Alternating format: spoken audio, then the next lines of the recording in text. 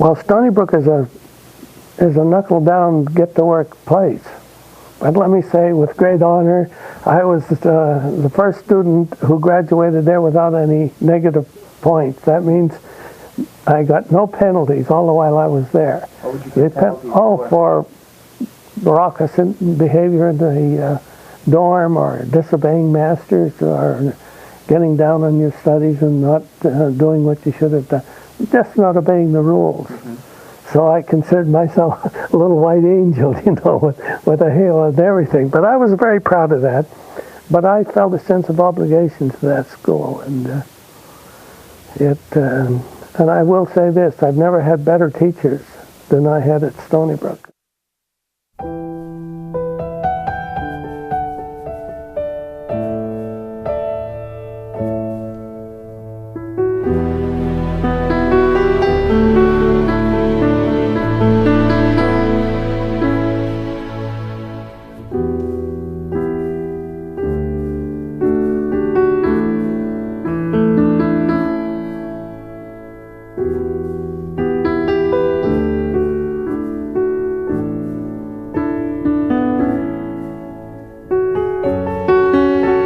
So Mr. Goldberg put together an advanced science class. It involved field trips to Argonne labs and all that stuff.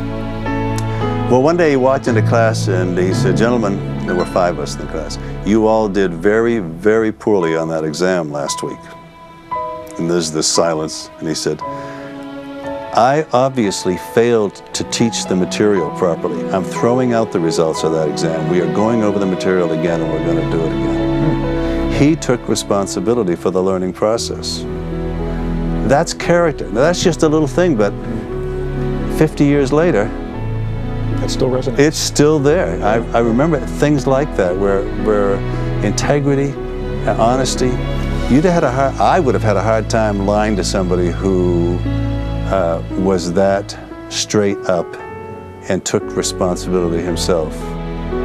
So I feel when I talk to Stony Brook people, as I did the headmaster just a few days ago, I want them to know how grateful I am. At this end of my life, now I go back and I think about the investment that they made, what I learned, and it's priceless. During the late 1930s, I was 10, 11, 12 years old. I would remember Sunday nights, my father would go somewhere in the metropolitan area of New York to fill a pulpit. Churches then had Sunday night services. Yeah. He would bring home some kind of honorarium, $25, $35. Somehow I was awake, and I would wait for that 2 o'clock train at Stony Brook to get in. My father would come off it. I'd hear the door shut. I knew he was home safely. He was up at 7 o'clock the next morning to be at breakfast. And that honorarium, $25, $35, went into the scholarship fund. But character itself has a source. It springs not from moral maxims, rules of conduct, proverbs, or thou shalt nots. Its derivation is higher. It grows out of religious experience. The effective religious experience that is the result of the gospel of our Lord and Savior, Jesus Christ. This is not just a job. This is a vocation. This is a calling. And this is something we looked for very much when we hired faculty.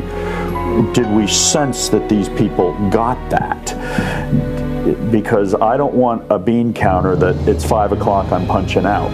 No, I want someone, because I had seen my father do it, and I had seen other people do it. So, but my favorite expression was, at Stony Brook, faculty are the horses. We're going to ride hard all day and put them up wet every night. That was what I used to say. and faculty used to kid me about that. But Stony Brook was something that you just poured your life into. I first heard of Stony Brook when my mother said to me one day, "Carl, your father and I have heard of a school out in Stony Brook, out in Long Island, called the Stony Brook School. And we're thinking that may be a good place for you to go." And I said to her, "Mother, you'll never get me there." starting with character, but it's a wholeness of academics, physical development, and spiritual. And that has been outside of my family, no institution or group of people have had a greater impact on me.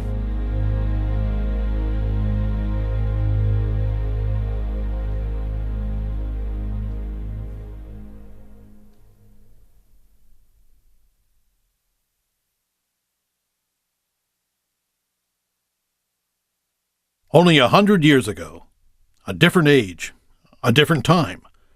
No internet, no cell phones, no TV. Women's right to vote and the civil rights movement were in the future. Electric lights and horseless carriages were novelties. At the turn of the century, the discoveries of modern science posed great questions. Was the world only 5,000 years old? Did man evolve from apes? Was the biblical account of Genesis true? The debate was front-page news. Christian educators wanted and needed answers.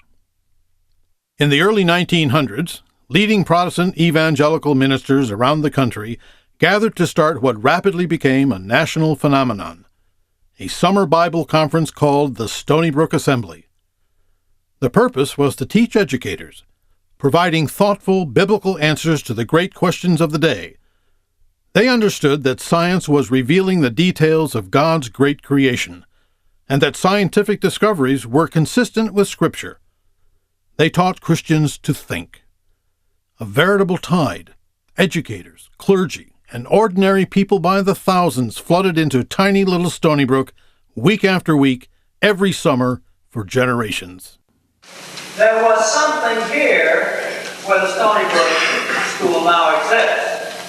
It was in 1909 that the first meeting of the Stony Brook Assembly met. They met here in 1909. Oh, they didn't have any buildings. They had a huge tent under which they presented meetings with the leading Bible scholars of the United States and England. Pastors all around the East used to send their Sunday school teachers for a week to the Northfield conferences, where they would get instruction on the common curriculum for the coming Sunday school year. And these people were coming back from Northfield saying, we're not getting the kind of instruction that we want to pass on to our students. And a group of ministers, mostly Presbyterian but not entirely, led by John Fleming Carson, said, we need a different place, a different kind of instruction for our Sunday school teachers. And they looked at a place in Montrose, Pennsylvania, and Carson had purchased a piece of property here.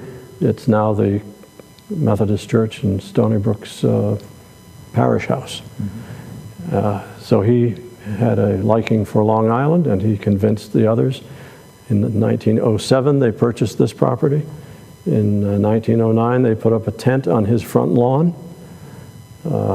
Used to think that it was here, but no, it was literally on Christian Avenue. And by the next summer, the auditorium had been constructed. They also bought up, wisely, 300 acres of building places, conference grounds, and a delightful spot down by the harbor, which included the Three Village Inn. The Stony Brook Assembly once owned the Three Village Inn. Then in 1910, this auditorium was built. The auditorium that we seated in now was totally different. It was just a flat floor. It eventually became a gymnasium floor. But it was built as an auditorium to seat about 1,000 people in here. It was in 1915 that Hopkins Hall was built. That was a building that preceded Frank E. Gablein Memorial Hall. And then in 1918, the Chapman Parkway was built. And shortly after that, in 1922, the school was off and running. And till 1958 or so, 1958, the summers were occupied with Bible conferences, and Sunday school training instruction. The call, therefore, to counter theological liberalism and to ground a cadre of future leaders in the fundamentals of biblical theology was one of the driving forces that possessed these men. It never did take them into the maelstrom of the fundamentalist, modernist debates that were raging at the time, because they were no ivory tower theologians, and because they were never extremists, either in practice or in belief. But it possessed them and drove them because they believed that the future of biblical Christianity was at stake, and that they had a chance to do something about it if they could harness young men of promising intellect to the defense of the Bible. Reverend Arno C. Gaebelein was an assembly teacher and one of America's most beloved teachers of biblical prophecy. His visionary son, Frank Eli Gaebelein, a 21-year-old Harvard graduate, was chosen to be the fledgling school's first principal, a title that quickly changed to headmaster. He was a gentleman in every sense that you could use that word. And I was trying to be like him as an educator. I was trying to be like him as a Christian. I was trying to be like him as a leader. And I think it was a remarkably good model to choose. I didn't expect to stay only that first few months. And one day I got a call, and Betty Snyder called and said, Dr. Gaebelein wants to talk to you. This was in November, our first year. And I walked in, and the first thing he did was grab me by the shoulder and says, let's pray.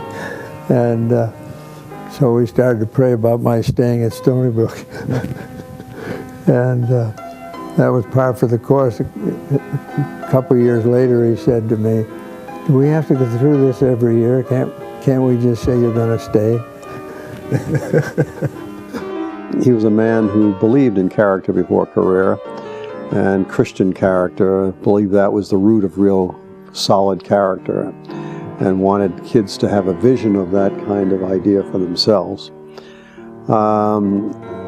He taught Bible. One of the, I think his contribution in the teaching area was as a senior Bible, and the book of Romans would be the exercise there, and it would be a workout. And those kids had to really dig in and study the book, one of Paul's great epistles, and memorize long passages, and that kind of thing. So it was a privilege to work for him, because he was a great man, because of his sense of excellence in all these areas of life.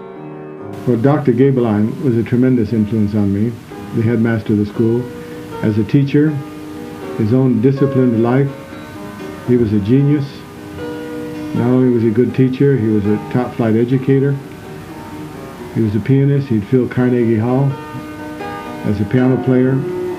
He was a tremendous mountain climber. He'd written a book on it. He was a tremendous chess player. He'd written a book on how to play chess. And just that combination of talent and very godly man dedication in one man was a tremendous influence on me in high school. My grandfather, in many ways, he was actually very old school in terms of being continental, that old kind of European continental thing where he wanted to have meals prepared for him. There was this formality about him. Dr. Gaebelein made the interview for about 8:30 in the morning. Well, I was in Foxborough, Mass, at my home at that time, and they told me it would take about 5 hours to get there. So I left about 3 a.m. in the morning and figured I would stop at a gas station somewhere before I get in there and shave and clean up a little bit, and did so.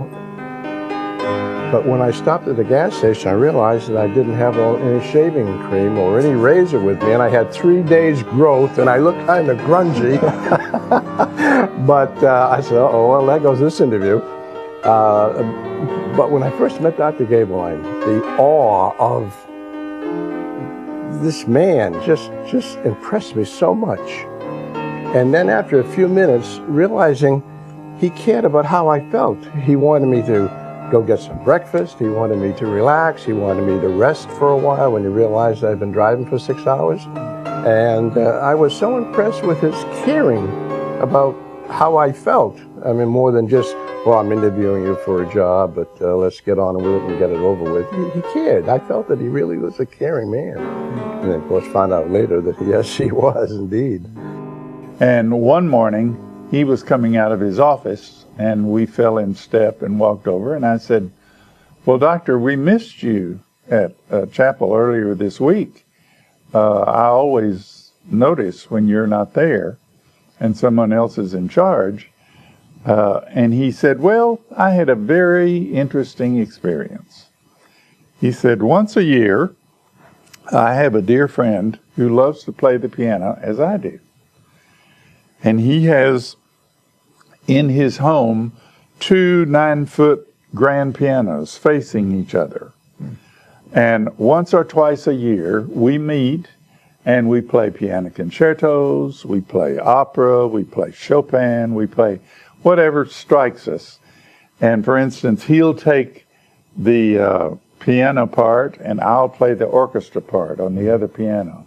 And said, we just have the most wonderful time.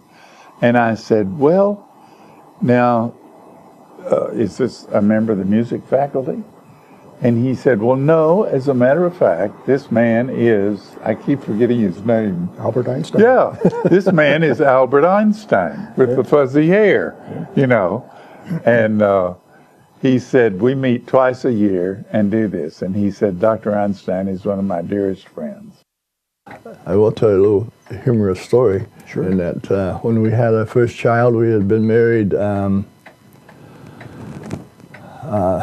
so it would be 1961, so it was in the fall of 1961, and his wife, I think, encouraged him that whenever a faculty wife had a baby, you go over and visit. And he never quite knew what to say. He always thought babies were ugly from what reputation was. And so he would come in and say, what a baby, what a baby, what a baby.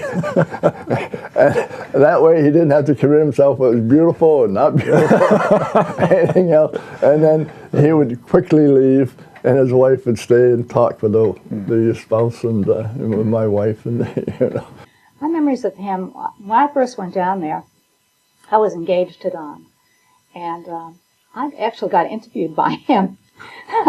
So I guess I passed because he didn't call up the wedding. But I found him, he could be a little intimidating. But as I got to know him, he's full of integrity. He is a very caring, wonderful man, and I enjoyed his wife as well. They always watched to make sure that everybody did what was proper, because they were very proper people, but they were loving people. You don't cross the familiarity line with them. You don't become their buddy, even if you're almost their same age. Right. But I called him Frank after about 1964. I would like to say that he was very human as well, and some of the things that he told on himself were really, really priceless, I thought. What do you mean? He had a huge dog named Ciro back then, and he made a point of saying, if you're going to have a pet, and he was very pontifical, going to have a pet, you must see to it that the pet obeys its master. I said, oh yes. He said, let me tell you a story. He said, when Ciro was a younger dog, he said, I had to teach him to sit. And I would say, Ciro, sit, and he would sit. Ciro, stay, and he would stay. And I thought that perhaps he should be tested a bit, so I put down before him his food, and I said, Ciro, sit. And he sat and stayed. Then I thought I should perhaps test him further. So he was in my study. So I went out of the study, closed the door, went down the hall as quietly as possible, or went down the hall, and then tiptoed back, in his words, I applied my eye to the keyhole. He said, what do you think I saw? What? I saw another eye looking at me the other side. Prior to that, Dr. Gabeline called me in, sat me down, sat next to me. Jacques, I understand that you are going to hitchhike across country. Yes, sir. He put his arm around me. If you are going to make such a trip, I would like to advise you on a few places that you should see. Not what you were expecting, I suppose. And I almost burst into tears. Yeah. That he would care. And that this great, distant figure would even know about what I was up to. And he advised me to hitchhike down Route 66. And I did. And that journey, among other things, caused me to decide to become an American citizen. Well, he was accosted by a groundskeeper who lived about where Mr. Brown's house is now. What are you doing here? And he relayed the story about that there was talk about a prep school coming here, and he was going to survey what it was about because he was being asked to be headmaster. Well, the groundskeeper thought this was also preposterous. He had never heard anything about prep schools, and he chased him off the grounds, and he had to go back to the station to wait for the train back to New York City. Well, he got a chance to come back and look, and then remarkably, miraculously accepted this rather bizarre task and became the headmaster who was here for over 40 years. This man, a pioneer in Christian education, began and developed and set his mark on the school, and a mark far beyond its brick entrance. He set his mark on the Christian church of his day. His books such as The Pattern of God's Truth or Christian Education and Democracy earned him a national reputation. They influence educators to this day. I wrote to Dr. Gabeline and said, I was wondering whether by any chance you had a vacancy. I could teach English and Bible. And I got a quick handwritten letter back saying, as a matter of fact, we do have a vacancy, and I would like very much to meet with you and talk it over. I'm going down to New York on such and such a date. If there were any possibility of your coming down in the train, we could meet at Grand Central Station or Penn Station, I've forgotten which. An amazing place for an interview, I suspect, yeah. That was where my initial interview was. Did you get, most people we've been talking with have talked about the interview lasting no more than 5 or 10 minutes. Right, it was very, it was in a coffee shop. Yeah. Well, we drank coffee at the counter.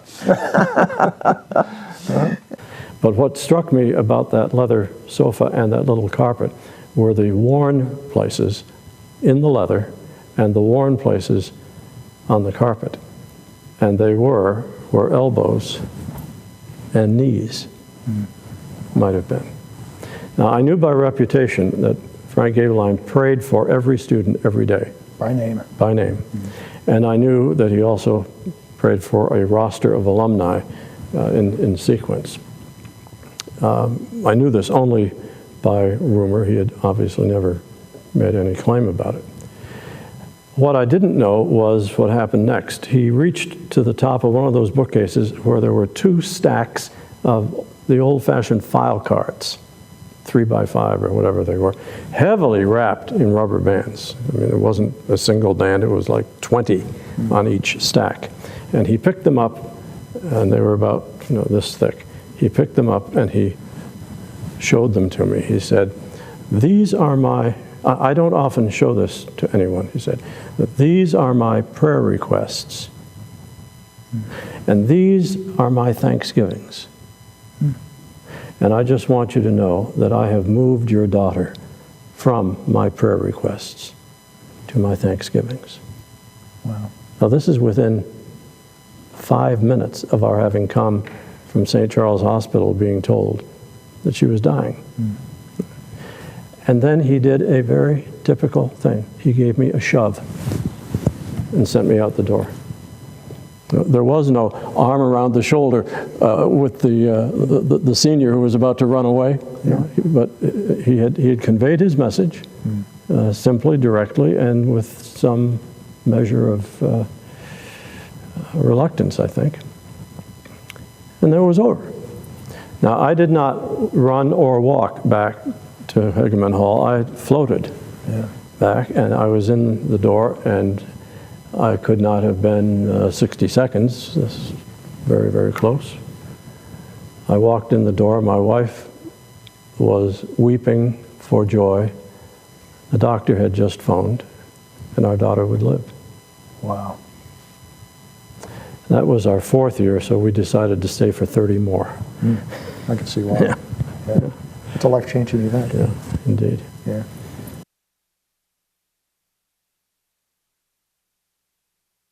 I had the privilege, Ethan, of probably experiencing exposure to the last of the early great legendary people. Pearson Curtis, of course, was one of them. He was known as PC. He was as eccentric as all get out. I mean, really, and I mean this respectfully, an odd man. But he was like Frank Gaebelein. He was a Renaissance man, and he loved his literature. And he would go away in the summers to his island getaway in Maine, Bailey Island, and he was a camper and all this kind of stuff.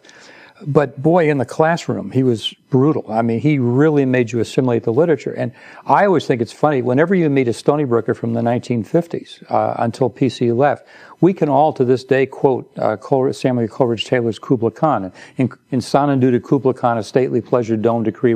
I mean, it's just a string of almost meaningless words, but he pounded that thing in that old-fashioned teaching style into our heads. And here I am 60 years later, and I can still remember it word for word, and other things like that. Curtis was a very tough grader, and he held you to very high standards, but you never forgot what you picked up from him. Energetic, unbelievable energy that man had. And so, you know, and again, I think that's probably some of the things that I've picked up over the years is that I'm never down. I am a positive person. When he used to go out on a trip, field trip with the kids to West Meadow Beach, which is a beautiful place, and he would take along a file card, you know, ordinary file, and when he walked down the path where he could possibly see some of the girls in partial clothing, he put this up against his head and walked down. Now, that impresses a young man who is looking for any opportunity he can make to see a young girl in undress. You know, he was extraordinary in that he was well versed, of course, in English and all kinds of literature. And I was very impressed with that kind of thing. And deep down inside, he had a real ability to connect with you, and I always felt he had my best interest at heart. But I'm sure it was not just me. I think he was able to impart that he made you feel one-on-one. And so I felt I learned a lot of history and literature and English from him. And at the same time, I felt I learned a lot about how to be a person. But as an English, if you walk by his classroom, you might find him under a desk or on top of a desk or with some kind of a uniform on, doing Macbeth or whatever. And it just came out of it. And kinder, gentler, but very firm individual you can't meet. I remember him distinctly right here at that pulpit giving a vivid, dramatic presentation on Belshazzar and the handwriting on the wall, and what it means to be a lightweight. You are weighed in the balances and found wanting. What it means to be a lightweight. And then leaning over that pulpit and peering out into this audience of boys and specifying how not to be a lightweight, both as a student, as an athlete, as a man.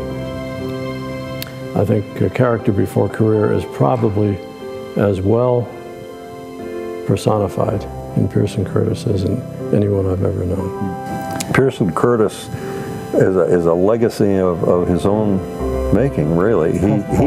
He climbed with Gabeline on a lot of those serious climbs. Yeah. And once with a world-class climber, Dr. Gabeline was talking with, ad infinitum, they discussed everything, including climbing. And Dr. Gabeline realized he needed to introduce Pearson Curtis because he was busy making camp. And he said, "I'd like you to meet my climbing companion, Mr. Curtis." He said, "Curtis from Maine." That was it. He taught us how to deal with salt water. He made sure we could swim. He would teach us how to make a good waterproof way to sleep out on the sand in the rain with a tarpaulin, because none of us had any of that equipment. And he taught us sailing. And he was one of these people that made it so clear. I'm so glad he wrote the school hymn, because that's what Stony Brook was about. That's what Pearson Curtis was about. And as I study the history of our school, the more I learn of it, the more amazed I am. This indeed is the miracle on Chapman Parkway. Marvin was the epitome of efficiency, getting things done, and done right. But I think that both Floyd and Marvin, though they were really bred in the old Frank Gabeline tradition, they, as was PC, were trusted by the students. The students felt, yes, these men were very demanding, but they did have our good at heart.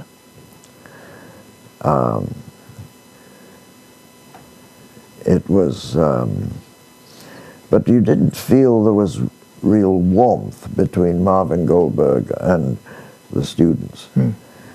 Because his initials were always joked on about by the students, MWG, my way goes.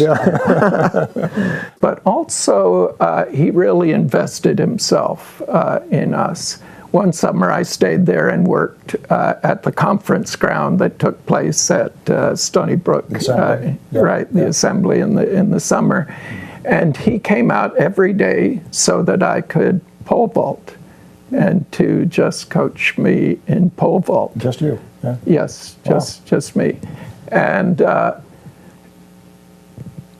but he also required doing things the right way, so that I remember the first time we could have beaten Polyprep, which was the best competition, the best athletic school in our Ivy Prep School League when we were in the Ivy Prep School League. The first year we would have beaten them. One of our runners broke curfew a week before to go to a concert and something without permission, and he did not let him run, even though it meant that year we would not be our first year to beat Polyprep. We had to wait a year or so after that. Marvin Goldberg was dedicated, focused, very Christian, a wonderful example of Houghton College. He was involved with music. He was involved with science. He grew things and involved the kids in whatever was going on. He was just one of those people that had to be a kind of father figure. I thought of my teachers and coaches at Stony Brook as surrogate parents. One of my proudest moments happened in the 1970s, early 80s maybe. I recommended him to the Penn Relays for honors. And on Saturday afternoon in Franklin Field, Marvin W. Goldberg and an athlete that I had competed against at Temple University named Bill Cosby were honored together in the middle of Franklin Field for their contribution to track and field in the United States. Wonderful, wonderful tribute to him. Ethan, I don't know how he did it. He simply took kids who were willing to commit themselves to his discipline. I mean, here's a perfect example of what mentoring is, what the discipline of the coach-athlete relationship is. And if a fellow missed practice or was late for practice, Goldberg would meet him after dinner and be out there on the field or on the track getting the work done that should have been done at the appropriate time. He was a great inspiration.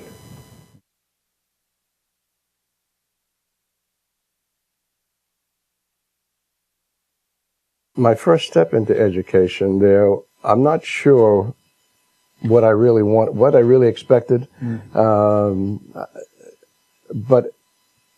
my first impression among the people that were there, not just Dr. Gabelin, but the others too, they were so helpful, so willing to be there if needed.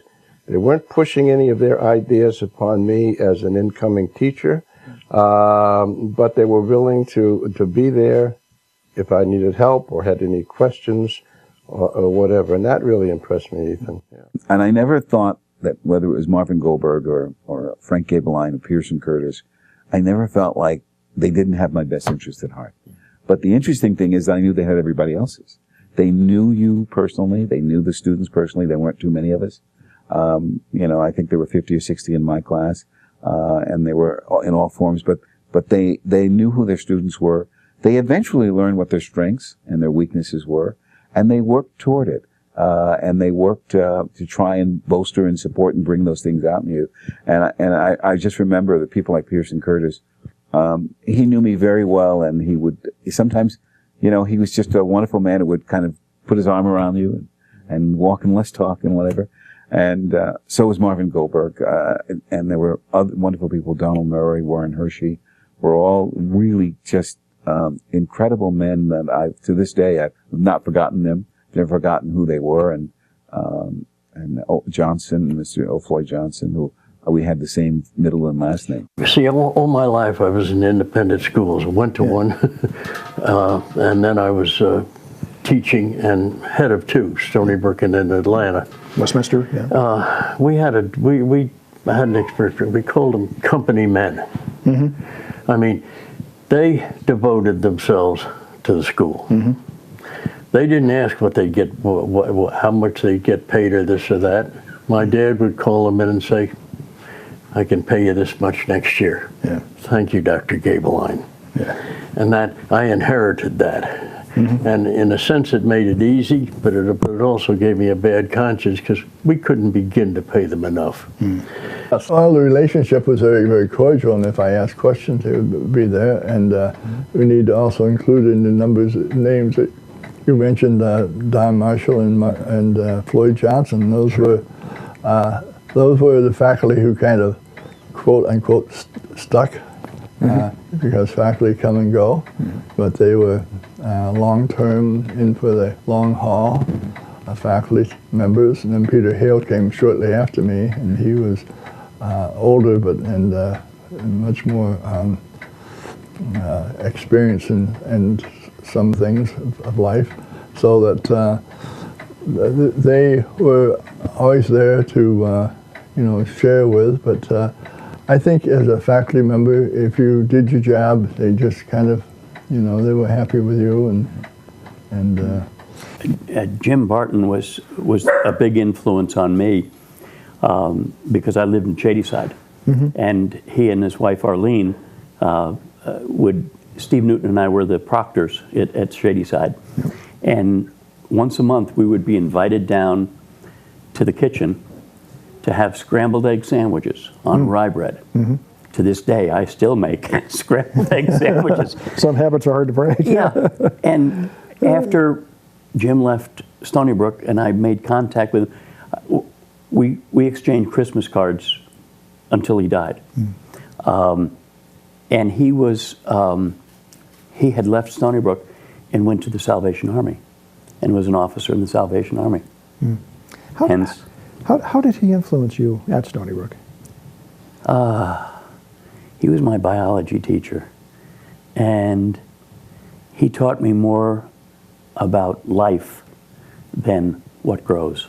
Oscar Floyd Johnson, a wonderful, godly man, tough as nails. He had been a very fine running back as a small man, both here at school and at Davidson, where he played football. And he had this gravelly voice, and athletes learned to jump when he spoke.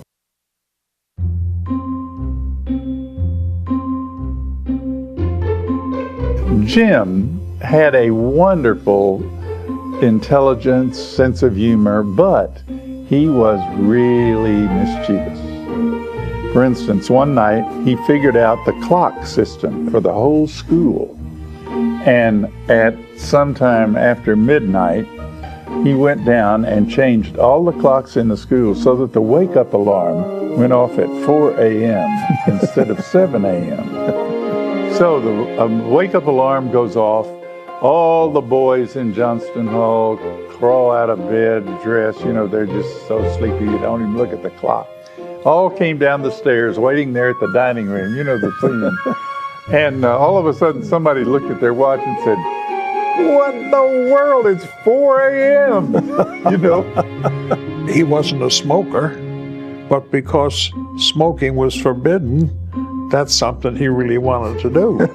And so what the foolish boy did was to get a great big plastic laundry bag, and he'd take a puff and fill the bag. And so when Dr. Gabeline came along, he had the evidence all ready for him. It was always tradition for the senior year to go climb the water tower and leave its mark. Well, we decided to be a little more clever. And so Danny Davidenko and I decided we were going to go climb the tower and mark the tower. And we went through somebody else's room to get out. That was our mistake. I won't tell the name of the student that turned us in later, but anyway, we went out, we climbed the tower. Danny had never gone up a ladder like that before. I had volunteer fire department experience, and so I was right behind him and I kept encouraging him. We went up and we took care of marking the tower. Came down. The next morning, there was 3 inches of snow on the ground. No footprints to the water tower. Dr. Gabeline called the school together and wanted to know who did that, who marked the water tower. And what we had done is we didn't paint the water tower like every other class had done before. We painted it on a sheet, class of 60, so we didn't do damage to the water tower. Well, this other classmate turns us in, and so Danny and I are in Dr. Gabeline's office in his home, and he said, "You boys are in trouble. You damaged school property. And I was quick to point out, no, sir, we did not paint the water tower. We did it on a sheet. And he looked at me and he said, Mr. Huber, whose sheet was it? Dead. Somebody put flour in the organ, and they fired that thing up, and you had this great cloud that came up and took care of, I think, the speaker and the introducer and everybody.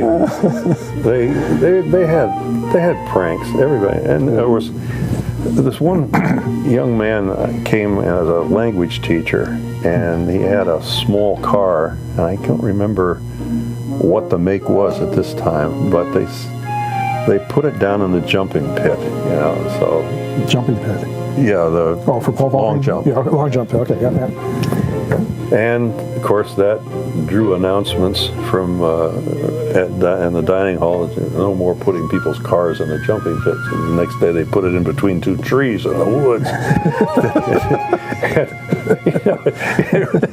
They were always creative about that sort of thing. But yes, I would say that pranks were always in order. We always played pranks. One day, soon after we arrived, I was very young. I was 21.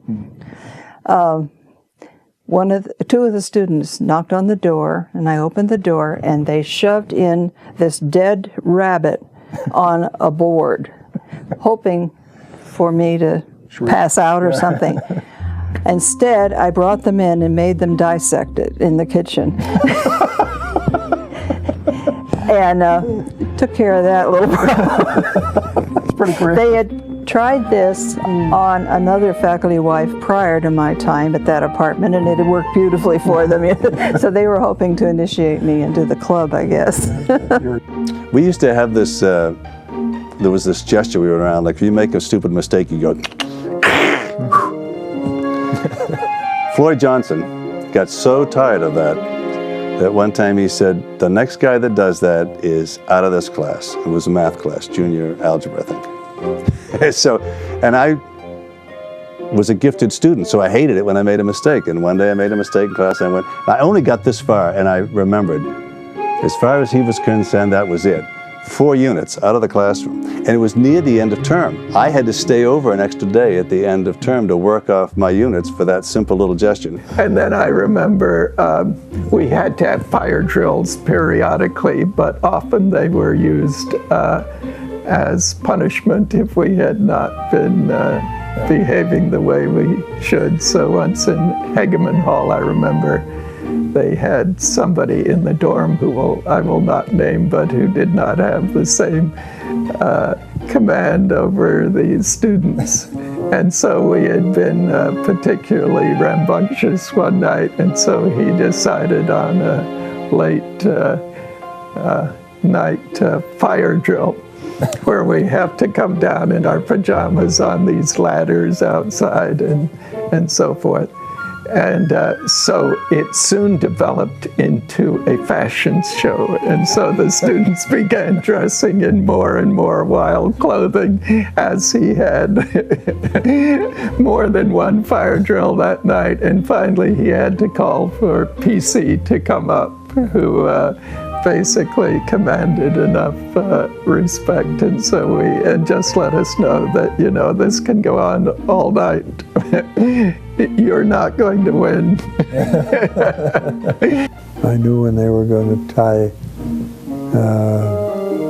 Mr. Wood's car to a tree with a chain. Long before they did it, I knew when they put Rosie's car in a jumping pit before they did it, and Dr. Gabeline would come to me and say, "Did you know this was going to happen?" I said, "Of course." "Why didn't you stop them?" And I would say to him, because you're going to see what an outcome is, and you're not going to feel badly when you see the outcome. I don't know whether you've had this story or not, but one night the boys took a cow out of the field and brought it in and up to the 3rd floor and put it into Rosie's living room. They took all of his furniture out, put this cow in there. Did you hear this one? And almost every morning, when I walked over to breakfast, 7:15 in the morning from my house, I had a sinking feeling. What am I going to do if I find that all the tables were on the football field or something? Or all the cutlery had been removed from the kitchen. What are we going to do? A great sorrow on the occasion of my first res gestae, the yearbook. Here we have the daily grind, and some member of the class was responsible to record all the high points in the course of the year. And somewhere along in the daily grind in my first year is this notation: a massive water fight on the 3rd floor. Mr. Lockerbie blamed the wrong people as usual. It was those 2 words, as usual. They cut me to the quick. And I remember one time when I was a senior, we had a terrible water fight in Hagen Hall, is that it? The senior dorm. Yeah. In the senior dorm, and water was all over the place, and we had caused great havoc. And I remember Dr. Gabeline coming to the top of the stairs, and he said, you know, I don't know who caused all this, but I bet you Charles Johnson's involved. And with that stentorian voice of his, and I never forgot that. One thing more, do you remember when Admiral Byrd spoke and an alarm clock went off in the piano?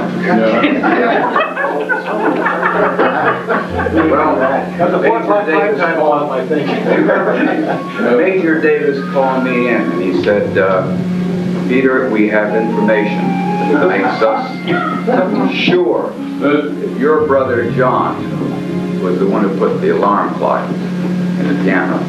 And he said, we are putting him on the train back to Pensacola, Florida.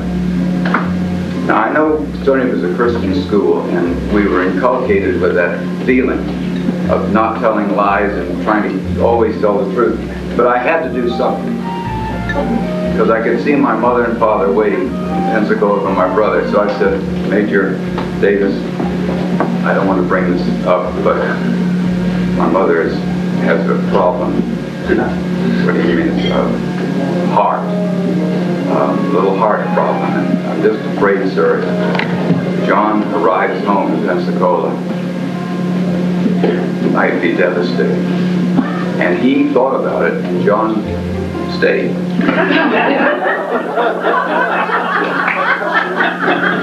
Well, walking back, the business manager, Gilbert C. Moore, lived in the house Bruce Lockerbie lived in afterwards. Sure. Right there, practically that corner. Down by Shady Side, down there, Opposite Shady Side. Yeah. And the lights were out in his house, and Dave Swanson said to me, I'll bet you can't throw a rock through his window.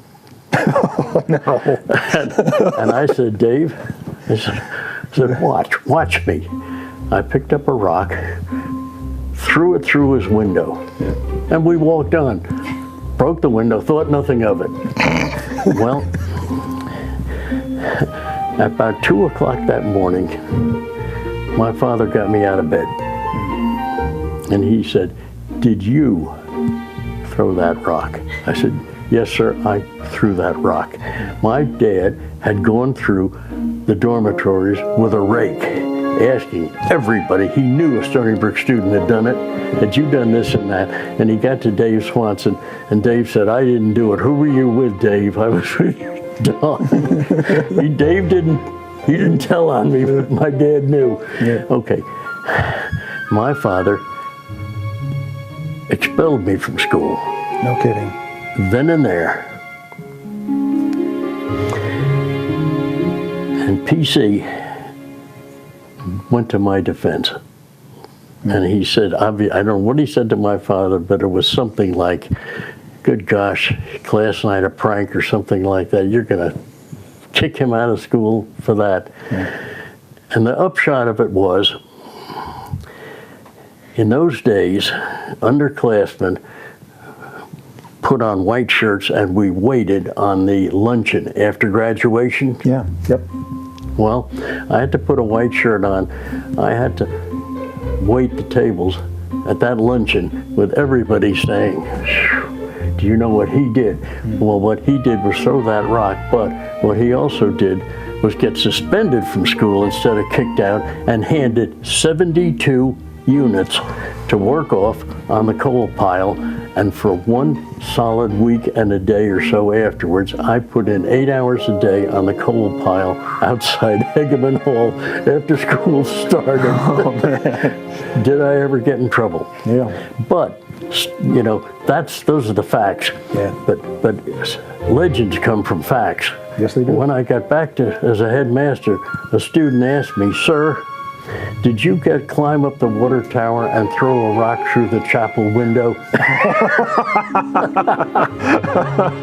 That's funny.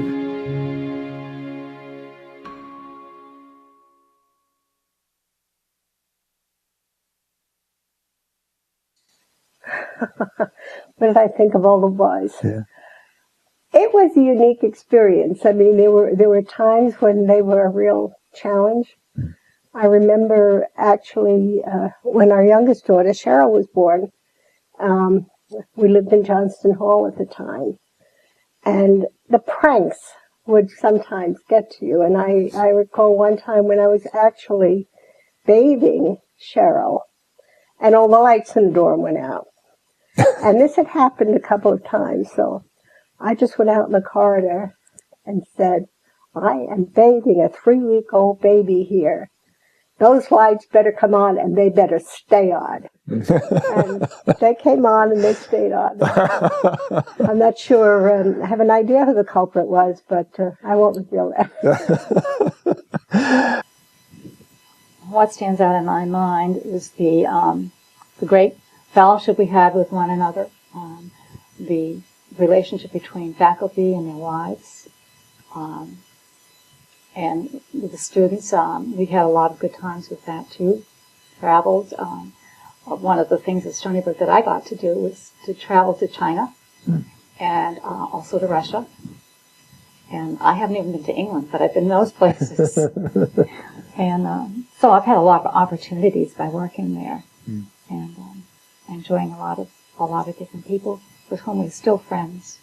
I wasn't familiar with the boarding school life, like, Thad. So I didn't know what to expect. But I loved it. I loved getting to know the students. I loved serving. I was traditional headmaster's wife because I had such small children. And our first year there, the 3 of them were in 3 different schools. They weren't at Stony Brook yet. So I wanted to be home with the children. And so I was the traditional headmaster's wife, and I just poured myself into the school. It was easy to do. It was like being in a very large, loving commune in many ways. We were all in it together. We didn't have a lot of money, and we had a lot of children on a regular basis. And we all had a lot of children, it seemed like. And so we were all, the mothers, in those days, it was like the 50s and 60s, there was more of the idea of being the 50s housewife, where you stayed at home with the children. And so there, later on, many of us reached out and had other jobs. But at that time, we were pretty much stay-at-home moms, and we banded together. And our children, they just had the run of this wonderful campus. It was theirs, and then they felt like they owned it. In fact, they would actually stake their claim.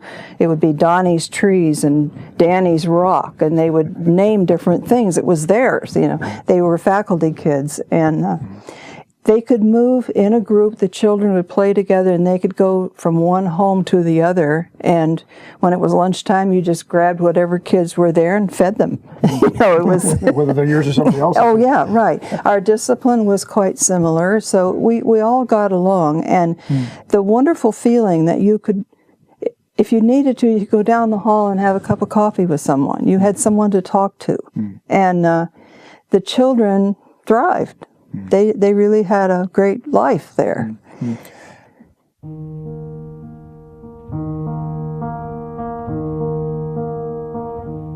When the school began in the fall of 1922, it housed all of the school operations because it was the only heated building. In that building, there were rooms for about 31 boys from the ages of 8 to 19. 9 teachers lived in that building. The nurse, one of the secretaries.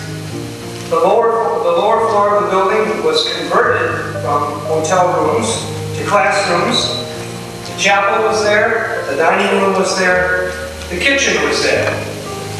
And in the basement was the first science lab. I'll never forget, one day Marcia said to me, "Mr. Hale, may I speak to you?" I said, "Yes." I said, "Let's go down to my office." We went down and he said to me,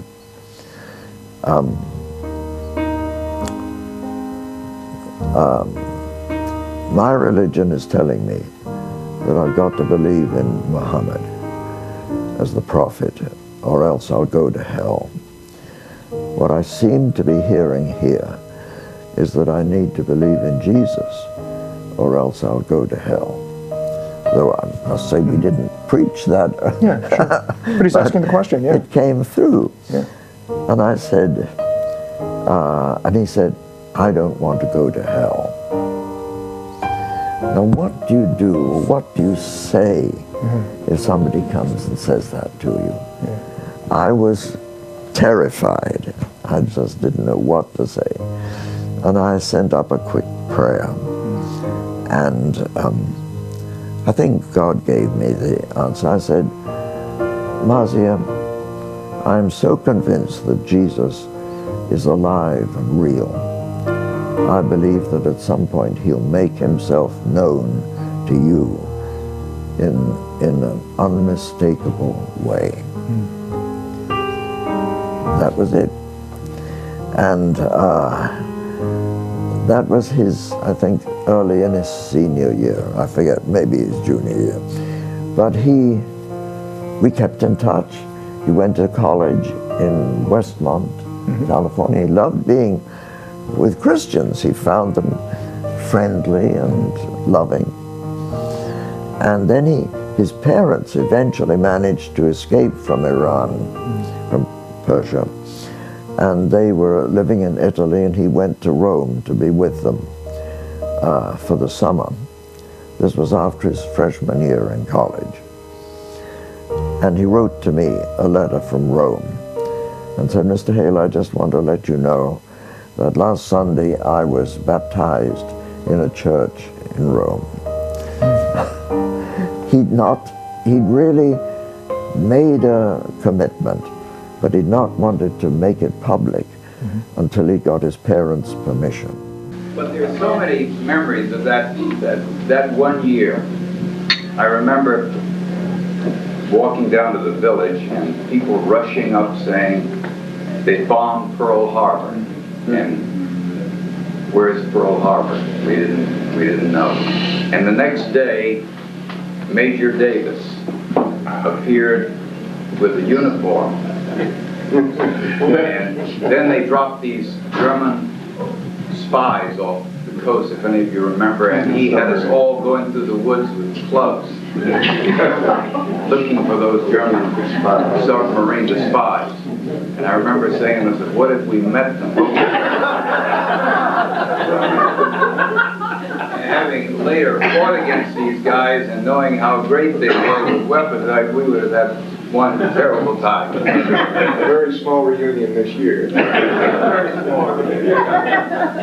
But one of the things I would do to help my father, who some days, you know, my dad needed to go tend affairs of the school, and my grandfather would always be hanging around, so my father would go, this was when I was later a teenager and had a driver's license, my father would say, "Get your grandfather out of here. Take him to the local diner. Drive him someplace." I don't know if many people realize my grandfather was the worst driver in the world. He was either going 6 miles an hour or 600 miles an hour in a car. And so I would be like the chauffeur, and I would drive my grandfather all around, and sometimes it was just to get him out of, you know, get him out. And we'd go to diners and things like that. And so there were lots of nooks and crannies and hidden places in Hopkins Hall. For example, on a Saturday afternoon about 2 o'clock, you might see 12 boys all go into Stu Beckley and Phil Lauder's room. You might wonder why a moment or two later you didn't hear any noise in that room. And for the next 2 hours, no one came out of the room. The simple explanation for that was that in Stu Beckley's dresser, there was a passageway. We took out the bottom drawer of his dresser, and we could all squeeze down through the floor into the locked basement. We would go down there for 2 hours and do things I'm not going to tell you about. My great memory in my senior year, and I'll try to make this very short, it was a Saturday, and we had a track meet at Van Cortlandt Park in New York City. And on the way home, the plan was for 3 of us to be let off the bus at Huntington, and we had dates for the evening to go to the movie. And then we were supposed to catch the 10:30 train back to Stony Brook, and you had to be on campus at 11 o'clock, or you paid the ultimate price. And the train got in at 11 or 10:55, something like this. So all during that day, as we drove into the city, Marvin Goldberg kept kidding the 3 of us. He was saying, he had a very high tenor voice, which we all used to love to imitate. Now, Gordy, you're going to be back to the campus on time. You're not going to call at 10 o'clock and say, oh, sir, we missed the train, so you can stay out late. You know what would happen then. And said, no, Mr. Goldberg, we're never going to miss the train. We will be there. Well, on the way back, he kept kidding us about this. And so they let us off at Huntington. We had the hamburger, went out with the girls to the movies.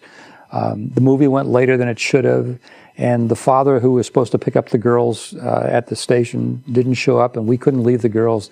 The train came and went. The next thing we know, we're in Huntington. It's 11:15. We are in deep, deep trouble. And what are we going to do? You know, it's too far to walk, and we had no money except for the train fare, couldn't take a taxi. And finally, the 3 of us said, the only person we can call is Goldberg. And, you know, knowing all that, he kidded us all week. And so they said, Gordy, you can do this.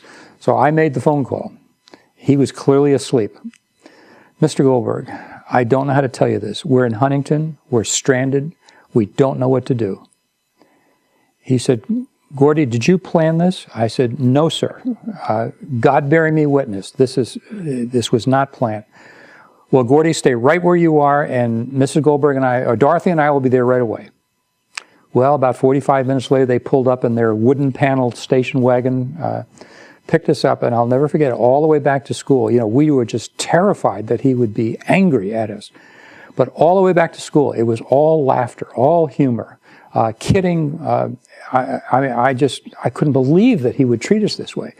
Then when he drove us up to Hageman Hall, he said, now, Gordy and the others, he said, you understand that there will be a consequence. I can't mitigate the consequence. And on Monday, you're going to have to meet with Mr. Marshall and find out what the penalty is. Well, the penalty was 4 weekends on campus shoveling coal or waxing floors, I forget. So, yeah, that was a bad moment. But more important than the discipline was the way Goldberg treated us.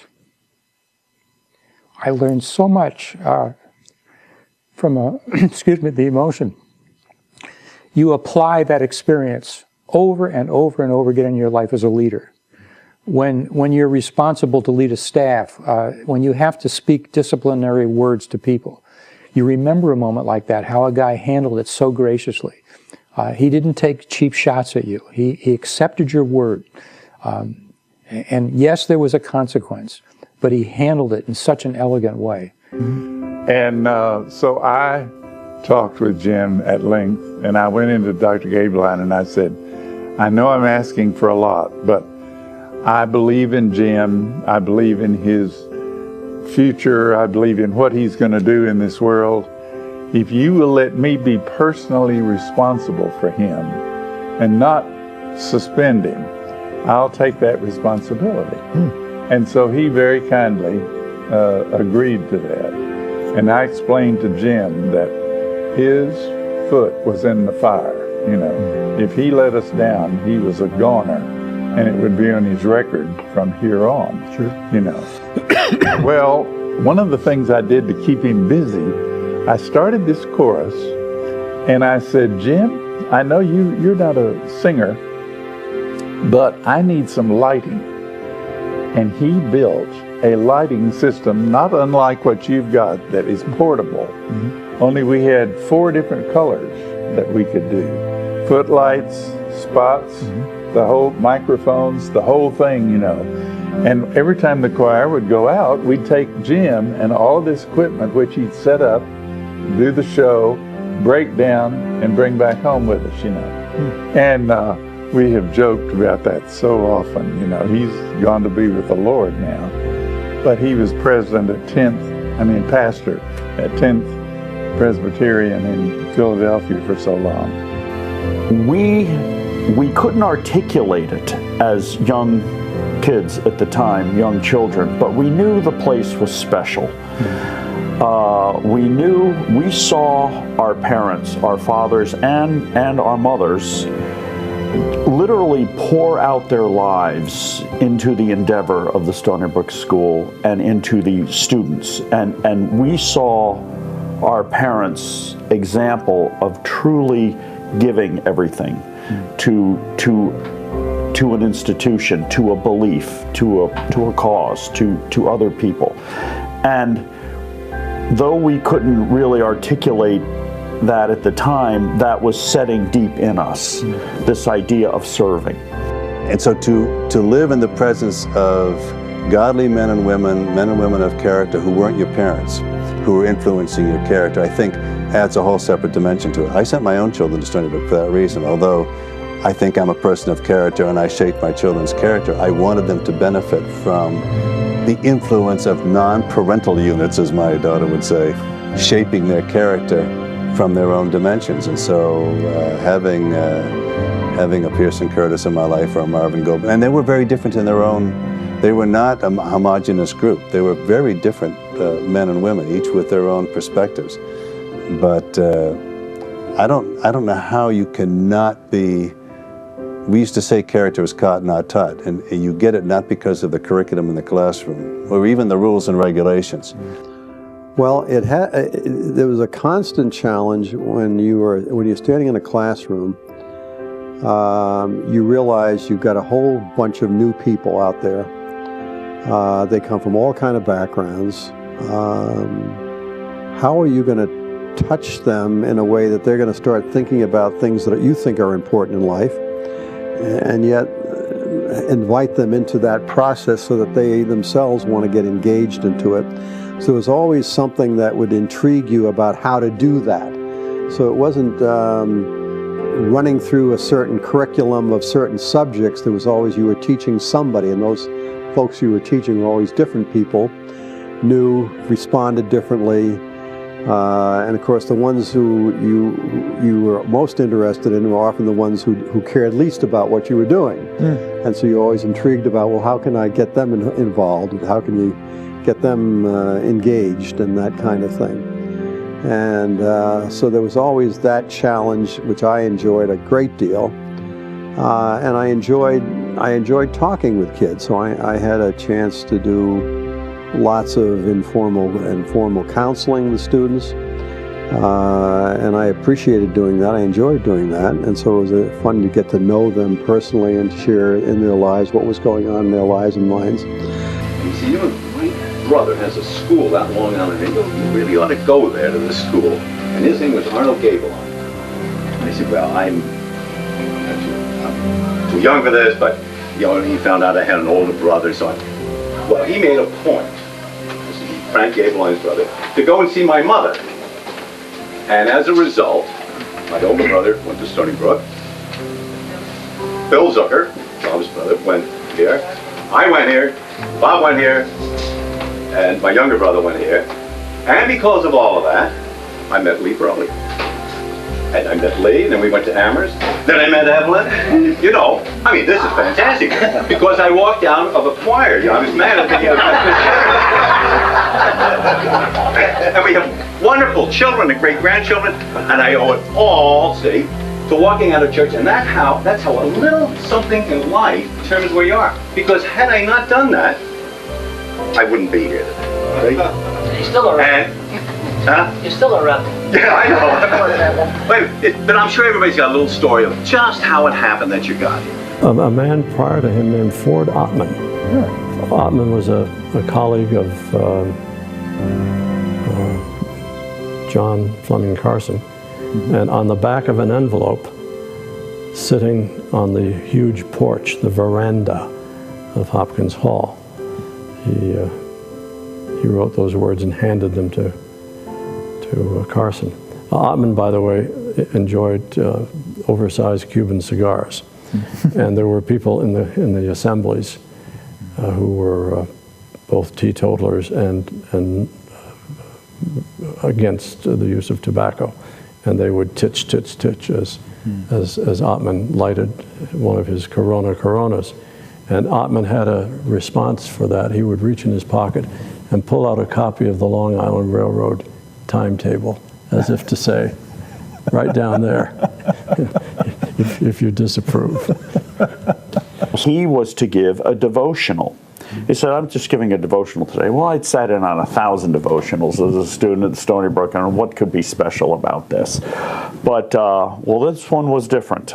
This was at a breakfast at the Cosmos Club, and I didn't realize, but when I went in there, there was some senators, there was brilliant scientists, and he drags me as the, young freshman college student there. And I was sitting in I realized that this was a game at a much higher level. But he talked about his devotional. What I remember distinctly was he talked about people question Christ, whether he is the Son of God, and is he truly something special, or was just some guy and myths develop around him. He said he made the point that Jesus was the only one that actually overcame death. And what is the proof of that? Is that empty tomb. And he kept coming back to that empty tomb is there. And that is evidence of it. And there's a lot of people that can try and rationalize away Jesus' ministries or this or that, but they can't rationalize away that empty tomb, which is a historical fact.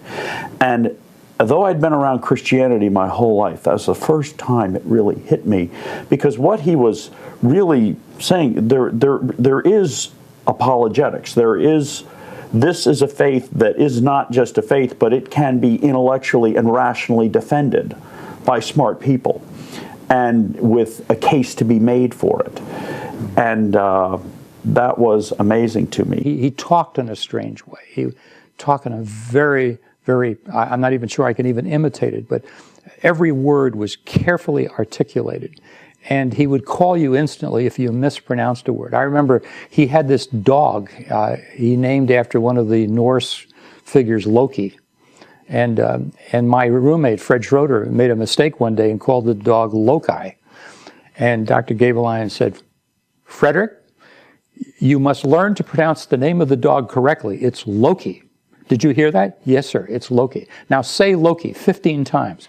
Loki, Loki, sir, Loki, Loki. And, that was, and then you'd go away and you'd laugh behind his back because nobody acted like this.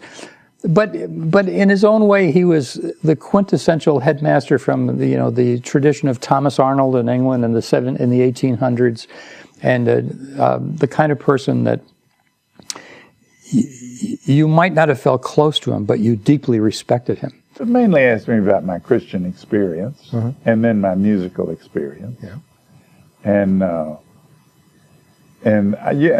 fact that I was a recording artist. And in those few years since we started Word, I was the #1 selling Christian recording artist in the country, And, of course, he was thrilled about that, because on all our album covers and everything else was Stony Brook School. Sure. Marketing. Yeah, exactly. Yeah. And he was very good at that, He knew how to get the word out to the right folks that Stony Brook combined Christianity with high academics.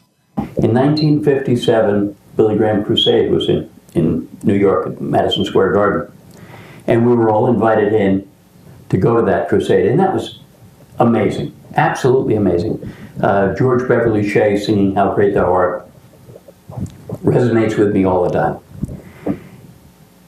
When we came back, we didn't realize that Dr. Graham was staying at the school.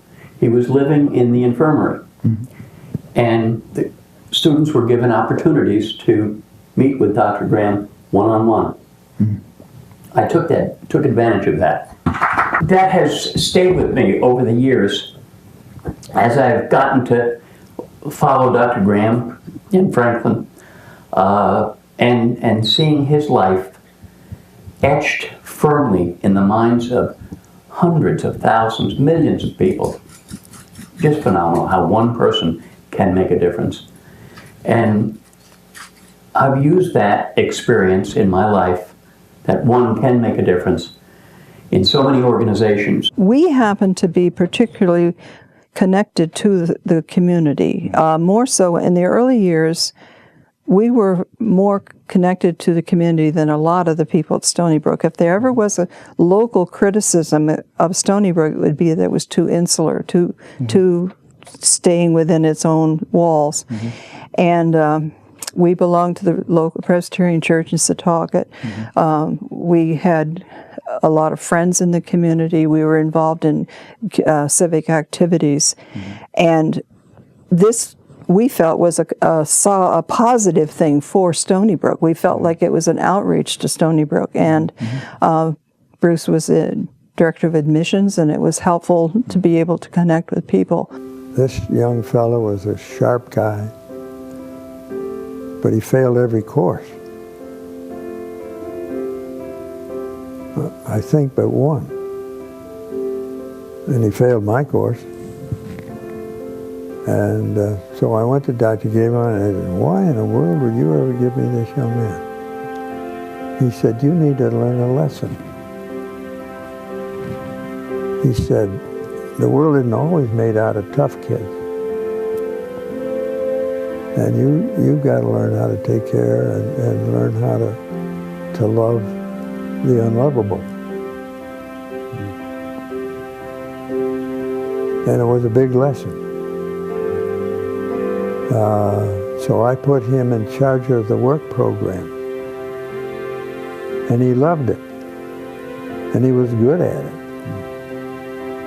And he became a heck of a student. And from being a total F in math, he became an actuary. I thought it was wonderful. I mean, I think it was a privilege, and I really mean that sincerely. It was a privilege to be able to spend such a large part of my life with our children, who were always a part of the school body. I mean, the boys would come and babysit when we were out in the evening, and so it became an interaction between them, and they felt at home, and I felt very comfortable having them the boys babysit, and all you had to do was put a batch of cookies and some ice cream in there. Everybody was happy.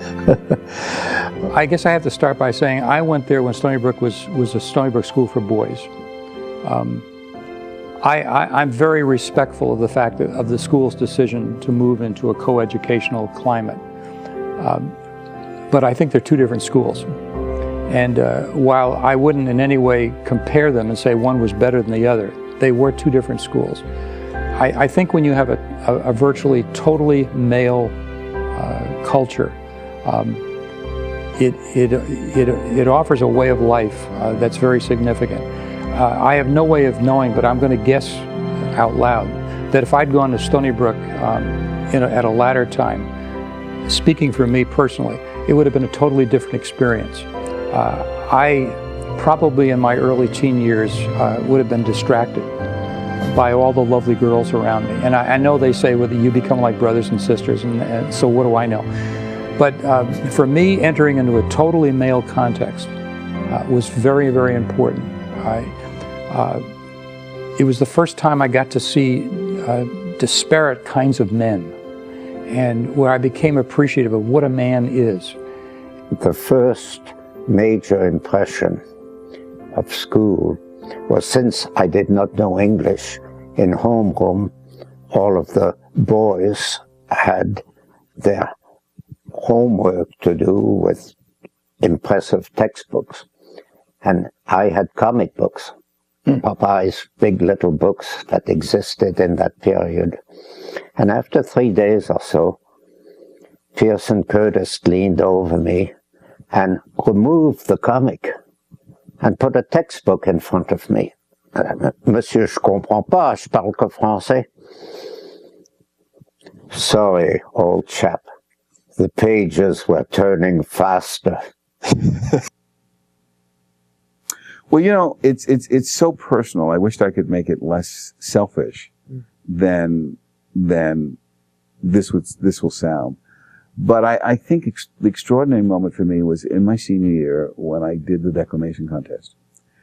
And I so wanted to win, and it was so competitive. I had a couple other classmates who were in my class who were all in. And it was in such an emotional poem written by a black poet. And because I was an African American doing a black poet in front of pretty much of a white audience, and because the community came and families came and whatever. And I don't think my parents were that wild about my doing this kind of thing. I mean, they had no problem with it, and they were very proud of me, but they always saw it as, he wants to go off and do that acting thing. So when it was announced, and I didn't think I was going to win, I thought I may place. And when it was announced that evening, it was just before graduation, that Charles Floyd Johnson had won the declamation contest, I think it was one of the proudest moments of my life. And I think Pearson Curtis was as proud of me and as happy for me because he had mentored me, and we had sessions in class and at his house and on the campus trying to do this, and I think he was as proud of me, and I think the school was proud of me. And so I think it was a very, very personal moment, but a wonderful moment. Well, I think speaking particularly of faculty spouses, there was a time when I was having some health problems, and I got such support from everybody, even to the extent that Norma Gable organized a house cleaning event one day, and they all came over and cleaned my house, and I thought, wow, that's pretty nice. Wow. Those kind of situations where people really encouraged and helped each other and supported each other without making a big deal of it. They just did it. The other thing is that these people were not just mamby Christians. The people you mentioned, like Goldberg and these were men of the faith. The 50th reunion, a special thing it is. Whether one just got by or was considered a student whiz. The mere fact that we survived and are here is quite a feat. And the fact that we're in attendance makes the stay complete. Naturally, we're not all here. That we could not expect. But a big majority made it, and that we do respect. We've come from near and far to relive our pleasant past, and we're extremely thankful that we did all that. For those of us not present, we say a silent prayer. Let's let them know we remember them, that we really care. So 3 cheers for our 50th, wherever you may be, and let's all shout. You've come a long way, baby. We welcome our wives, Jacobson, Schneider, Brolio, Jameson, Davison, and Bucher, Paul Stewart, Anderson, Shore, and Zucker, Harris, Rumpel, and almost McGinnis, Eleanor and Floyd, and our welcome is finished. Let's toast old SBS and forget her never. May the Lord keep her going now and forever. Amen.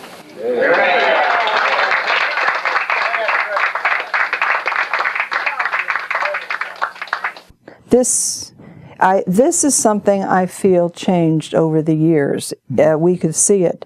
Younger couples coming in and not settling for this. The mothers wanting the fathers to be more involved with their own children. And this is a good change for the school. When we came, it was the first year really that faculty members didn't have to move out of their apartments every summer and store all of their belongings. To make room for the assembly. And right, and we avoided that, fortunately. It took a while for the school to shift into more of a family orientation rather than the old, almost British style boys' school, and with masters. And the more they were able to let the family be involved and let the fathers be involved with their children, the better, which has been the trend in raising children, which is a good one. I know of one person that clearly paved the way for his exit. And Dr. Gabeline interviewed the kid and reviewed the circumstances and decided that that young man needed another chance. And I remember, as a faculty member, I didn't think he was right. But now I know he was right because of the way that young man turned out. He's a very outstanding Christian. You think he had a good read on people's character? He had very good vision with that. Discernment? I would say his discernment in that case was just outstanding. And I learned, again, a lot of times Dr. Gabeline was a mentor when he didn't know he was being so. He was influencing people in the right direction and sort of makes things like Psalm 1 stand out. You're not supposed to be hanging around with people that are identified by their wrongdoing, and go into the influences that are right. And my one other thing that I would tell you about Stony Brook and race at that time, and this was 58, was I fitted in very well, and all my friends, of course, were white because that's all you had. And I was in New York City one day with 4 of my classmates, and we were walking down the street, and there was a mirror, and I looked into the mirror, and I saw 4 white faces, and 1 black face. And suddenly I went, who's that black guy? It was the oddest thing. But color had become unimportant. And it was not that I wanted to be white, I just fitted in, and we didn't think about it. And then, years later, when I reflected on that sort of moment, I thought the danger of that was if I had really wanted to not be black, but I didn't, and I always thought, don't ever let that happen to you again. But it was also an interesting kind of revelation that I had blended in so well that the fact of color did not matter and didn't matter to my friends, and we never talked about it. I joked one time we were on Hegeman Hall and they were all sunbathing, all my friends, and I came up to sunbathe and they went, "Do you do this?" And I said, "Well, why not?"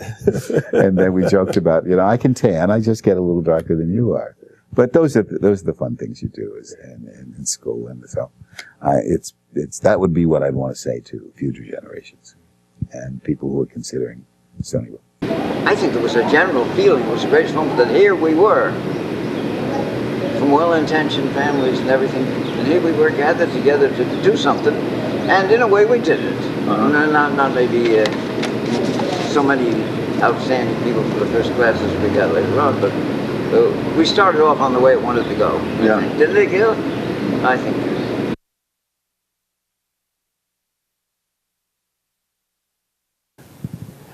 They need to know that the school knew what it was from the start and was utterly faithful to what it was, its mission. A Christian education in the fullest sense of the term. Not narrow. No social issues tied up to it. No litmus tests. Just the example of good Christian faculty and become a good Christian human being yourself. And take that verse in Micah, to do justly and to love mercy and to walk humbly with your God. Okay, find a school that knows what it is and is faithful to that. Find a school that's got its priorities right with its faculty first, and that it's a teaching institution, and the rest of it will follow. That to me is where it all starts. The great danger of all good works like he found it is that there would be forces that moved in and not necessarily on purpose or with intent, but that would water down or destroy what he began. And in a way that, it's not really he that began it. He had the vision, but the foundation is Jesus Christ. And I think we need to keep that in mind as we apply our own agendas, our own personalities, and all the rest. It really isn't about him. He would be the first one to say, look, I founded this school not to honor me, but to honor God. It's great that you have my name on the library, but make sure that you maintain Jesus in your heart and the mind of Christ in your head and see things as he does, and you'll be fine. I think that is the outstanding legacy of the school that he founded, and I would hope that it would maintain that in 50 or 100 years. If it doesn't, it will lose its reason for being, and even if it continues as a school, it will discontinue as the kind of force for the kingdom of God that he intended it to be. In the final analysis, Stony Brook School was started as a place where Jesus was the supreme one to be honored, that all of life and learning would be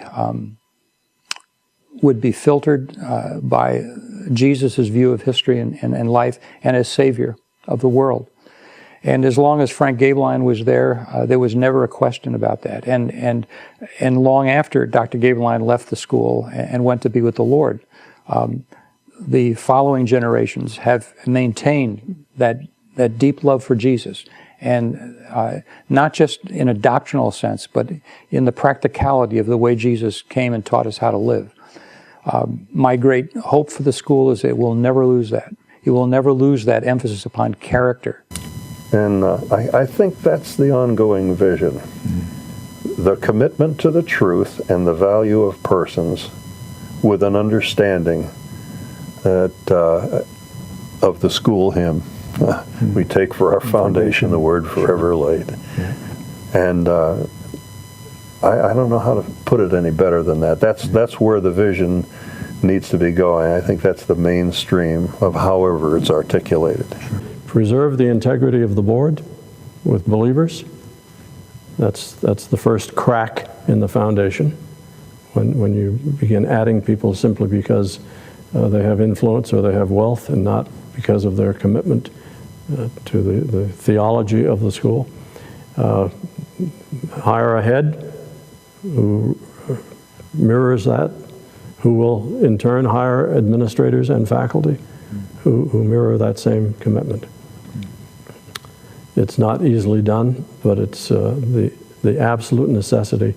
And Peter Hale, my colleague for many, many years and dear friend, used to speak about a school that is as Christian as possible. I truly believe that it's the best school that there is, because Stony Brook is not just about making you smarter to get into a better college. It's about making you a better person, and it will confront you with Jesus Christ, and that is something special. But I think they need to know that Stony Brook is a very special place. It not only looks out for their academic life, but for their spiritual life, for their concerns, for their needs, for their problems.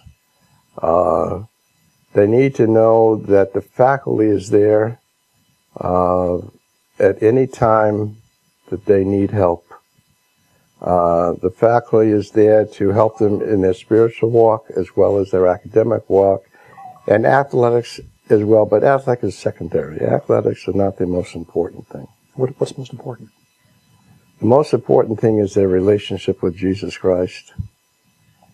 And they can't help but go to Stony Brook and not understand that.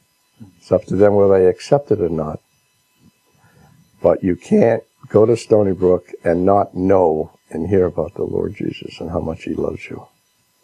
and wants you to love him in return. And I think that's one of the things that makes it special. Again, what I think they need to know is just the role it has had in people like myself, where I constantly think back with gratitude for the rounded education of the academic, the physical, and above all the spiritual that I had there. But we're coming up to a period in American history where we need a total reformation in our American way of life. And we need a new kind of leader. And so my hope for Stony Brook would be, it would be one of those places that has a fresh vision for the kind of leadership that's going to be needed as we move further and further into this 21st century. And that we will see here and there a young man or a young woman come out who knows how to lead a corporation or lead a Christian dimension of the Christian movement, and or to be a researcher or a physician or whatever. And these will be people that will mark the future of our country. And I just think that the faculty and students at Stony Brook need to appreciate and savor that high quality of Christian education that Frank Gabeline started with that school. He never accepted second best. He never accepted compromise. He said if it's worth believing in, it's worth going whole hog, all the way. And I just hope our students and faculty 50, 100 years from now will still feel that way about what they get at Stony Brook. What then is this day of the Lord, this Yom Jehovah, to use its Hebrew name? It is not a 24-hour day, but a long period of time ushered in by Christ's return in glory and ending with the purification of the heavens and earth by fire prior to the new order. In other words, it is one of the great prophetic themes, a concept of judgment, restoration, and glory. Now it is noteworthy that Joel introduces this theme out of the purely local setting of the locust plague. Thus he is one of the first to illustrate a leading character of Bible prophecy. The use of a local circumstance is the base for a prophecy of wide and even universal scope.